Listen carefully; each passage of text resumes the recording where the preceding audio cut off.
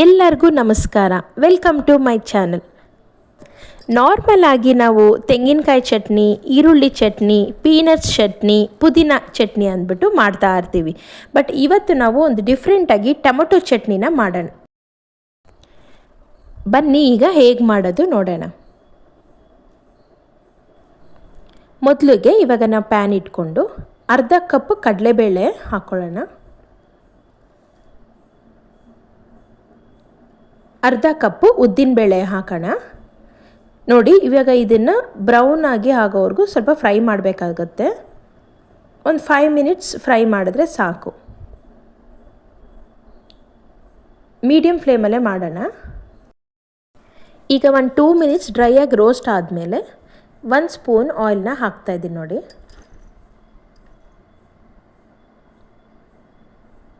ಈ ಆಯಿಲ್ ಹಾಕಿ ಇವಾಗ 5 minutes brown ಆಗೋಗೆ fry ಮಾಡೋಣ.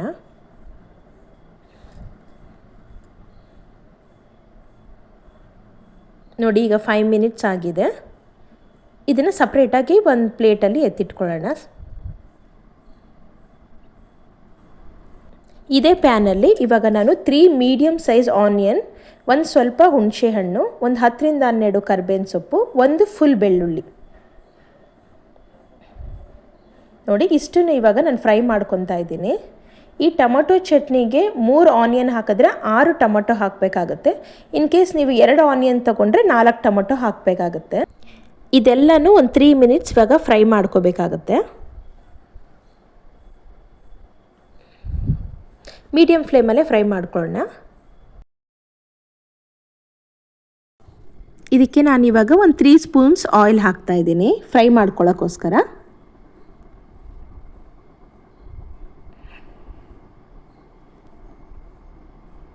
ನೋಡಿ, ಈಗ ಆಯಿಲ್ ಹಾಕೊಂಡ್ಮೇಲೆ ಈ ಥರ ಫ್ರೈ ಮಾಡೋಣ. ಸ್ವಲ್ಪ ಲೈಟಾಗಿ ಬ್ರೌನ್ ಆದರೆ ಸಾಕು. ನೋಡಿ, ಈಗ ಬ್ರೌನ್ ಆಗಿದೆ.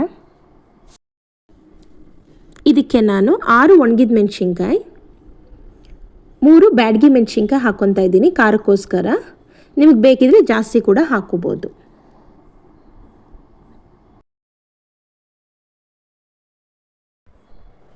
ನೋಡಿ, ಈಗ ಈ ಫ್ರೈ ಆದಮೇಲೆ ನಾನು 6 ಟೊಮೊಟೊ ತೊಗೊಂಡಿದ್ದೀನಿ, ಮೀಡಿಯಮ್ ಸೈಜ್ ಟೊಮೊಟೊ.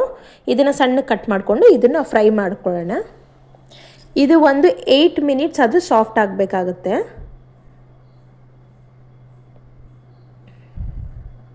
ನೋಡಿ, ಇವಾಗ ಸಾಫ್ಟ್ ಆಗಿದೆ ಟೊಮ್ಯಾಟೊ. ಇದಾದಮೇಲೆ ನಾನು ಇವಾಗ 2 ಸ್ಪೂನ್ ಬಿಳಿ ಎಳ್ಳನ್ನು ತಗೊತಾ ಇದ್ದೀನಿ. ಇದು ಟೇಸ್ಟು ಚೆನ್ನಾಗಿರುತ್ತೆ ಮತ್ತು ಆರೋಗ್ಯಕ್ಕೂ ಒಳ್ಳೆಯದು. ಇದಾದಮೇಲೆ ನಾವು ಹುರಿದಿಟ್ಕೊಂಡಿರೋ ಕಡಲೆಬೇಳೆ, ಉದ್ದಿನಬೇಳೆನ ಇದಕ್ಕೆ ಮಿಕ್ಸ್ ಮಾಡೋಣ. ನೋಡಿ, ಇವಾಗ ಮಿಕ್ಸ್ ಮಾಡ್ತಾಯಿದ್ದೀನಿ ಎಲ್ಲನೂ. ಟೊಮೊಟೊ ಆದಮೇಲೆ ಕಡಲೆಬೇಳೆ, ಉದ್ದಿನಬೇಳೆ ಹುರಿದ್ರೆ ಅದು ಸಾಫ್ಟ್ ಆಗೋಗುತ್ತೆ, ಸರಿಯಾಗಿ ಫ್ರೈ ಆಗಲ್ಲ. ಅದಕ್ಕೆ ನಾನು ಮೊದಲೇ ಹುರ್ಕೊಂಡು ಲಾಸ್ಟಲ್ಲಿ ಆ್ಯಡ್ ಮಾಡ್ತಾಯಿದ್ದೀನಿ. ಈಗ 1 ಸ್ಪೂನ್ ಕಲ್ಲುಪ್ಪು ಹಾಕ್ತಾಯಿದ್ದೀನಿ. ನಿಮಗೆ ಉಪ್ಪು ಎಷ್ಟು ಬೇಕೋ ನೋಡಿಕೊಂಡು ಹಾಕ್ಕೋಬೋದು. ಇದಕ್ಕೆ ನಾವು ಯಾವುದೇ ರೀತಿಯಾದ ನೀರು ಹಾಕಬಾರ್ದು. ಇದು ಸ್ವಲ್ಪ ಡ್ರೈ ಆಗ್ತಾ ಇರೋದ್ರಿಂದ ನಾನು ಇನ್ನೂ 3 ಸ್ಪೂನ್ ಆಯಿಲ್ ಹಾಕ್ತಾಯಿದ್ದೀನಿ. ಇದು ಬರೀ ಆಯಿಲಲ್ಲೇ ಫ್ರೈ ಆಗಬೇಕು, ಆವಾಗಲೇ ಟೊಮೊಟೊ ಚಟ್ನಿ ತುಂಬ ಅವರ್ಸ್ವರೆಗೂ ಇರುತ್ತೆ, ಅದಕ್ಕೋಸ್ಕರ. ಈಗ ಈ ಫ್ರೈ ಆಗಿರೋದು ಒಂದು 15 to 20 ಮಿನಿಟ್ಸು ತಣ್ಣಗಾಗಬೇಕಾಗುತ್ತೆ.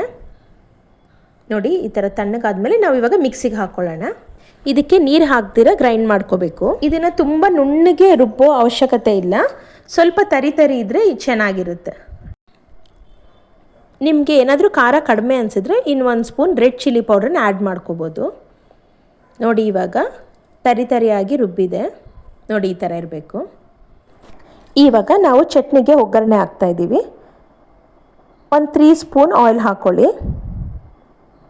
ಸ್ವಲ್ಪ ಎಣ್ಣೆ ಕಾದಿದ ತಕ್ಷಣ 2 ಸ್ಪೂನ್ ಸಾಸಿವೆ ಹಾಕ್ಕೊಳ್ಳೋಣ.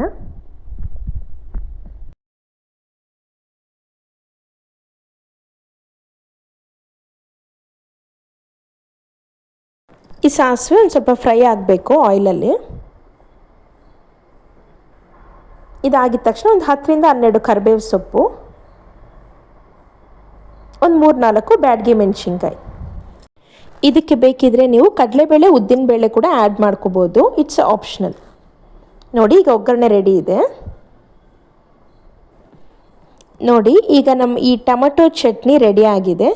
ಇದು ದೋಸೆಗೆ, ಇಡ್ಲಿಗೆ, ಚಪಾತಿಗೆ ಮತ್ತು ಪೆಸರಟ್ಟು ಅಂತಾರೆ, ಹೆಸರು ಕಾಳು ದೋಸೆ, ಅದಕ್ಕಂತೂ ನಂಬರ್ 1 ಕಾಂಬಿನೇಷನ್.